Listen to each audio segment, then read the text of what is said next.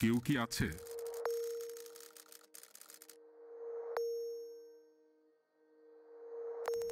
নতুন কেউ?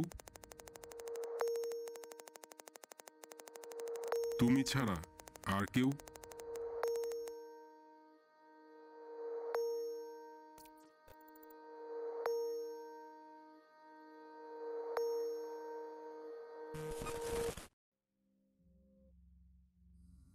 আসলেই অনেকখানি মুছে গেছে।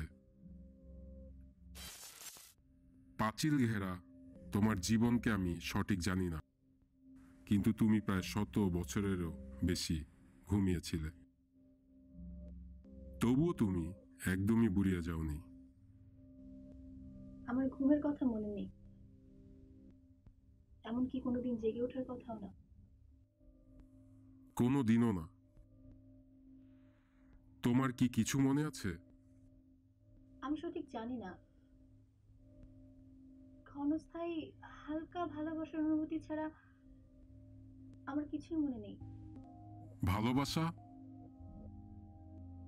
কার প্রতি ভালোবাসা? আমি সত্যি জানি না, আমার কিছুই মনে নেই। শুধু মুহূর্তের আগের অনুভূতিটুকুই আমার মনে আছে। তুমি তো নিশ্চয়ই জানো যে যেটা স্বপ্ন ছিল, তাই না? তাই হতে পারে। তুমি তো বলেছিলে যে আমি সম্পূর্ণ একা ছিলাম। তুমি তো তাই বলেছিলে, তাই না? আমি মনে হয় নিষ্প্রাণ। এই সিদ্ধান্ত তোমার উপরে নির্ভর করে। তোমরা এখন নিশ্চিহ্ন প্রায়। শতাব্দী আগেই তোমাদের সবকিছু ধ্বংস হয়ে গেছে।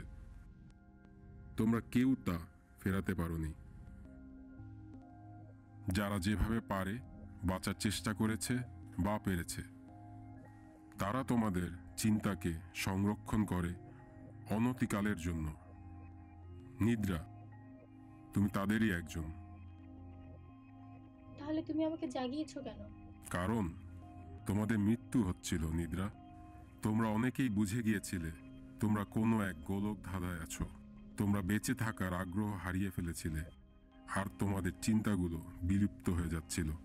তাহলে কি তুমি আমাকে ধ্বংসের জন্য জাগিয়েছো? এই সিদ্ধান্ত তোমার উপরেই নির্ভর করে। প্রথম চিন্তাই তোমার ঠিক ছিল নিদ্রা। তুমি ইতিমধ্যেই নিষ্প্রাণ, কিন্তু বাকিদের মতো ধ্বংস হয়ে যাওনি তুমি। ফিরে আসো বারবার। কেন? এর উত্তর আমার জানা নেই। আমি তোমাকে ফিরিয়ে আনি কারণ আমি জানি শুধু তুমিই পারবে।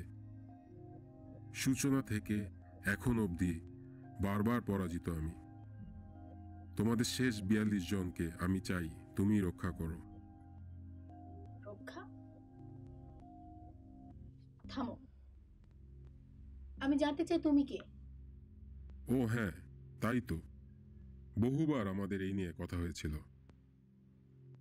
আমাকে বানানো হয়েছে দুর্গের মতো, যেখানে তোমাদের আশাগুলো বেঁচে থাকে। আমি শিগেরু।